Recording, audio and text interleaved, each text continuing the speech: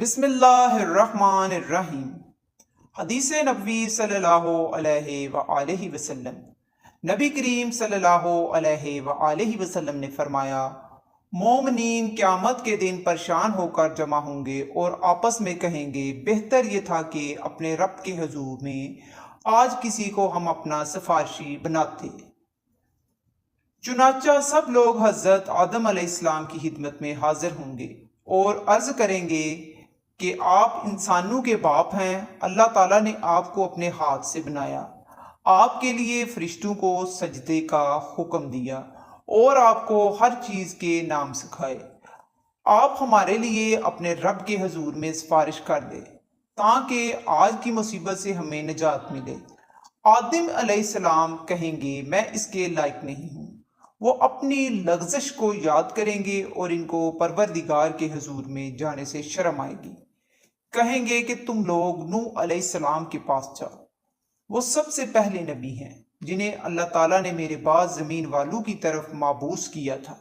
سب لوگ نوح علیہ السلام کی خدمت میں حاضر ہوں گے، وہ بھی کہیں گے کہ میں اس قابل نہیں، اور وہ اپنے رب سے اپنے سوال کو یاد کریں گے جس کے متعلق انہیں کوئی علم نہیں تھا۔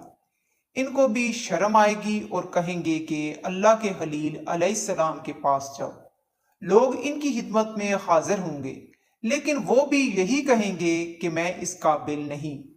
موسیٰ علیہ السلام کے پاس جاؤ، ان سے اللہ تعالیٰ نے کلام فرمایا تھا اور تورات دی تھی۔ لوگ ان کے پاس آئیں گے، لیکن وہ بھی عذر کر دیں گے کہ مجھ میں اس کی جرت نہیں۔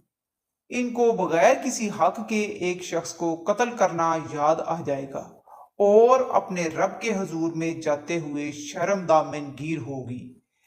کہیں گے، تم عیسیٰ علیہ السلام کے پاس جاؤ، وہ اللہ کے بندے اور اس کے رسول، اس کا کلمہ اور اس کی روح ہیں۔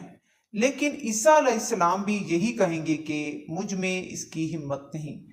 تم حضرت محمد صلی اللہ علیہ وآلہ وسلم کے پاس جاؤ، وہ اللہ کے مقبول بندے ہیں اور اللہ نے ان کے تمام اگلے اور پچھلے گناہ معاف کر دیے ہیں۔ چنانچہ لوگ میرے پاس آئیں گے، میں ان کے ساتھ جاؤں گا اور اپنے رب سے اجازت چاہوں گا۔ مجھے اجازت مل جائے گی، پھر میں اپنے رب کو دیکھتے ہی سجدہ میں گر پڑوں گا اور جب تک اللہ چاہے گا میں سجدہ میں رہوں گا۔ پھر مجھ سے کہا جائے گا کہ اپنا سر اٹھاؤ اور جو چاہو مانگو، تمہیں دیا جائے گا، جو چاہو کہو، تمہاری بات سنی جائے گی، شفاعت کرو، تمہاری شفاعت قبول کی جائے گی۔ میں اپنا سر اٹھاؤں گا اور اللہ کی وہ حمد بیان کروں گا جو مجھے اس کی طرف سے سکھائی گئی ہوگی۔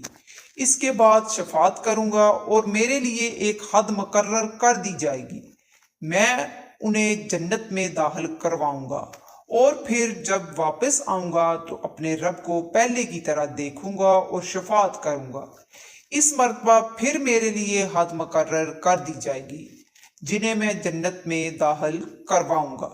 چوتھی مرتبہ جب میں واپس آؤں گا تو عرض کروں گا کہ جہنم میں ان لوگوں کے سوا اور کوئی اب باقی نہیں رہا جنہیں قرآن نے ہمیشہ کے لیے جہنم میں رہنا ضروری قرار دے دیا ہے۔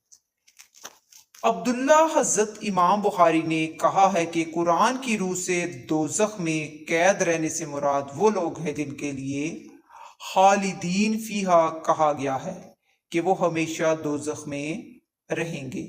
صحیح بخاری حدیث نمبر 4476۔ صلی اللہ تعالی علیہ وآلہ وسلم۔